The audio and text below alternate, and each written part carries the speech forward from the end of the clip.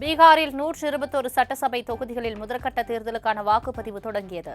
நீண்ட வரிசையில் காத்திருந்து ஜனநாயக கடமையாற்றி வரும் பொதுமக்கள்.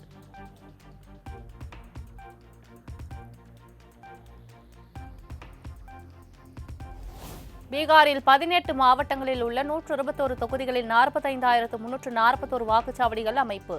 வாக்குச்சாவடிகளை சுற்றி 3 அடுக்கு பாதுகாப்பு.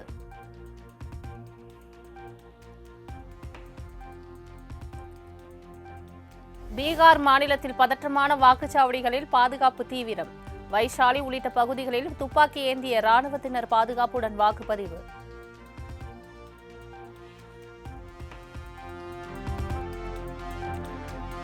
பீகாரில் நடைபெறும் ஜனநாயக திருவிழாவில் அனைத்து மக்களும் உற்சாகத்துடன் வாக்களிக்க வேண்டும். இன்று முதல் முறையாக வாக்களிக்கும் இளம் தலைமுறை வாக்காளர்களுக்கு வாழ்த்துக்கள் என்றும் பிரதமர் மோடி எக்ஸ் தள பதிவு.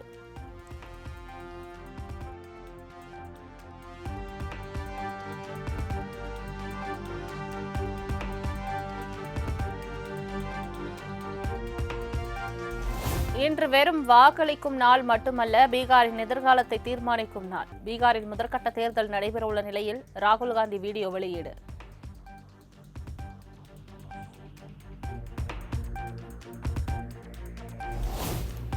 பீகாரில் முதற்கட்ட தேர்தல் தொடங்கிய நிலையில் பாஜகவில் இணைந்தார் பிரசாந்த் கிஷோரின் ஜன்சுராஜ் கட்சி வேட்பாளர். முங்கேர் தொகுதி வேட்பாளராக அறிவிக்கப்பட்ட சஞ்சய் சிங் பாஜகவில் இணைந்ததால் பிரசாந்த் கிஷோர் அதிர்ச்சி.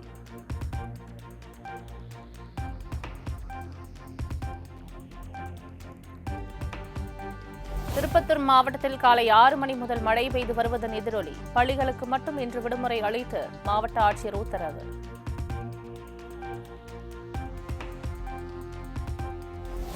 சென்னையில் இருசக்கர வாகனங்கள் மோதிக்கொண்ட விபத்தில் கல்லூரி மாணவர் உட்பட 2 உயிரிழப்பு. பீட்டர்ஸ் மேம்பாலத்தில் நள்ளிரவில் பைக் ரேஸில் ஈடுபட்ட போது நேர்ந்த சோகம்.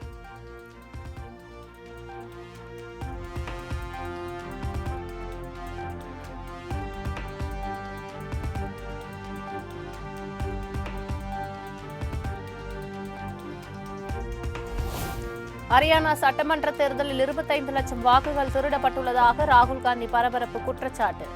ஆட்சியையே எப்படி திருடியுள்ளார்கள் என்பதை புள்ளி விவரங்கள் மூலம் அம்பலப்படுத்தப் போவதாகவும் பேச்சு.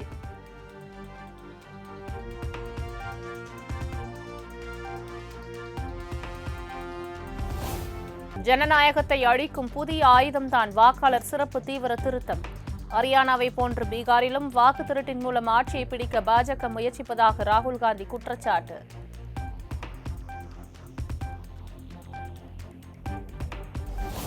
வாக்கு திருட்டு குறித்த காங்கிரஸ் எம்பி ராகுல் காந்தியின் குற்றச்சாட்டு ஆதாரமற்ற ஒன்று.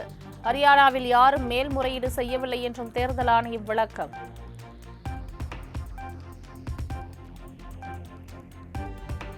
வாக்கு திருட்டு குறித்து ராகுல் காந்தி வெளியிட்ட வீடியோ போலியானது. தேர்தல் தோல்விகளில் இருந்து ராகுல் கற்றுக்கொள்ளவில்லை என மத்திய அமைச்சர் கிரண் ரிஜிஜு விமர்சனம்.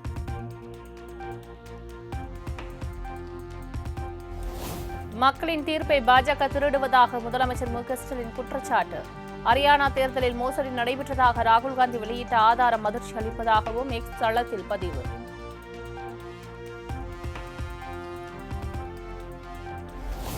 2026 சட்டமன்ற தேர்தலில் திமுக தாவேகா இடையேதான் போட்டி. தாவேகா சிறப்பு பொதுக்குழு கூட்டத்தில் அக்கட்சித் தலைவர் விஜய் பேச்சு.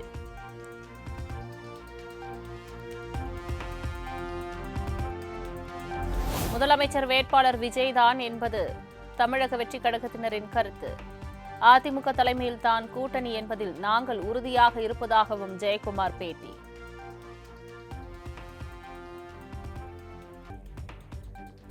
கூட்டணி குறித்து அதிமுகவினர் யாரும் பேசக்கூடாது. எஸ்ஐஆர் பணிகளை தீவிரமாக கண்காணிக்க வேண்டும் என்றும் மாவட்ட செயலாளர்கள் கூட்டத்தில் எடப்பாடி பழனிசாமி அறிவுறுத்தல்.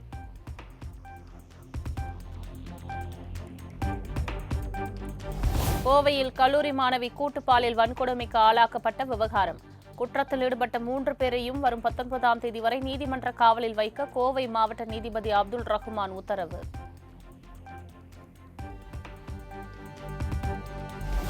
ஜாய் கிறிசல்டாவின் குழந்தைக்கு நானே தந்தை என DNA சோதனை மூலம் நிரூபித்தால் வாழ்நாள் எல்லாம் கவனித்துக் கொள்வேன்.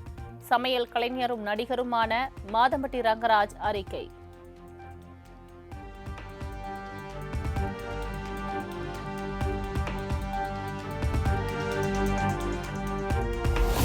எனது குழந்தை மாதம்பட்டி ரங்கராஜுக்கு பிறந்ததுதான் என நிரூபிக்க DNA பரிசோதனைக்கு தயார். மிரட்டி திருமணம் செய்ய மாதம்பட்டி ரங்கராஜ் என்ன குழந்தையா என்றும் ஜாய் கிறிசல்டா கேள்வி.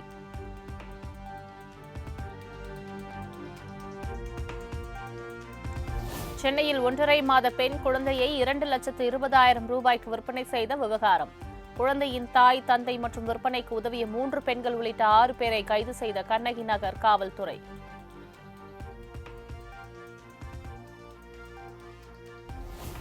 தாய்லாந்திலிருந்து கடத்தி கொண்டு வரப்பட்ட 1.5 கோடி ரூபாய் மதிப்பிலான உயர் ரக கஞ்சா பறிமுதல். இளைஞரை கைது செய்து சுங்கத்துறை நுண்ணறிவு அதிகாரிகள் தீவிர விசாரணை.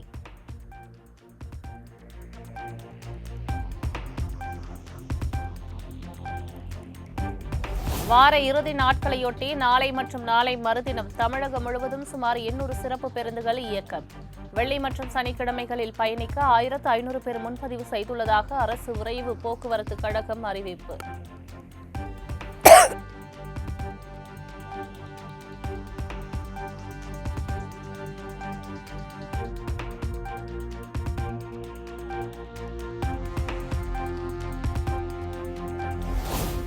ஐப்பசி மாத பௌர்ணமியையொட்டி தஞ்சை பெரிய கோவிலில் விமரிசையாக நடைபெற்ற அன்னாபிஷேக விழா. 1000 கிலோ அரிசியில் கேரட், பீட்ரூட் உள்ளிட்ட காய்கறி அலங்காரத்தில் அருள் பாலித்த பெருவுடையாரை வழிபட்ட பக்தர்கள்.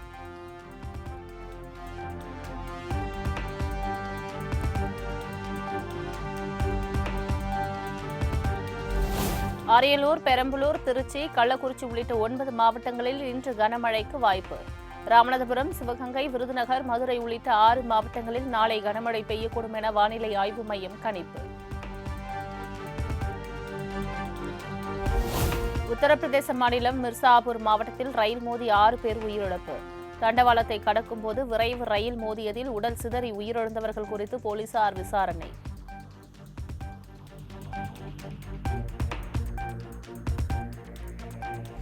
இந்தியா இலங்கை மீனவர்கள் பிரச்சினைக்கு தேவையானது உடனடி தீர்வு அல்ல, விரிவான அணுகுமுறைதான்.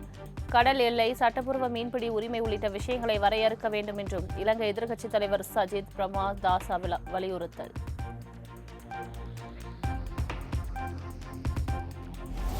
உலகக்கோப்பை கிரிக்கெட் போட்டியில் பதக்கம் வென்ற இந்திய மகளிர் அணி பிரதமருடன் சந்திப்பு. டெல்லியில் வெற்றி கோப்பையுடன் குழு புகைப்படம் எடுத்துக்கொண்ட வீராங்கனைகள்.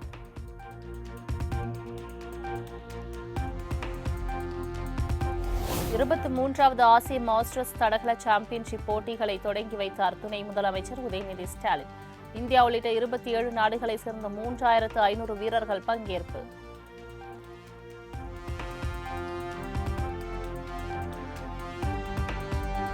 இந்தியா, ஆஸ்திரேலியா அணிகளுக்கு இடையிலான 4வது 20 கிரிக்கெட் போட்டி.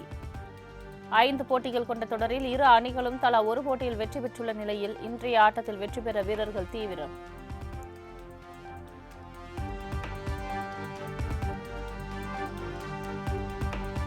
தென்னாப்பிரிக்காவுக்கு எதிரான 2 போட்டிகள் கொண்ட டெஸ்ட் தொடருக்கான இந்திய அணி அறிவிப்பு. கேப்டனாக சுப்மன் கில்லும் துணை கேப்டனாக ரிஷப் பண்டும் செயல்படுவார் என BCCI அறிவிப்பு.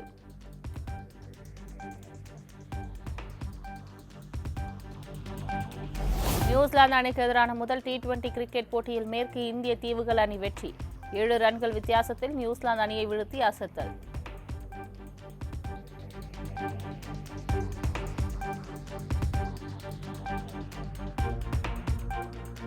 பெண்கள் டென்னிஸ் சாம்பியன்ஷிப் தொடரில் கஜகஸ்தான் வீராங்கனை எலினா ரவைக்கனா அரையிறுதிக்கு முன்னேற்றம். அமெரிக்காவின் மேடிசன் கீஸை 6-4, 6-4 என்ற செட் கணக்கில் வீழ்த்தி அசத்தல்.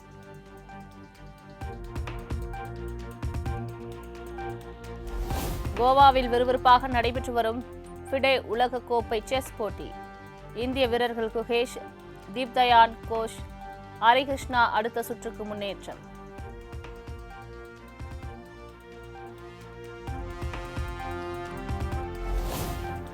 ரஜினிகாந்த் நடிக்கும் தலைவர் 173 திரைப்படத்தை ராஜ்கமல் நிறுவனம் தயாரித்துள்ளதாக கமலஹாசன் அறிவிப்பு. சுந்தர் சி இயக்கும் இத்திரைப்படம் 2027ஆம் ஆண்டு பொங்கல் விழாவுக்கு வெளியாகும் என தகவல்.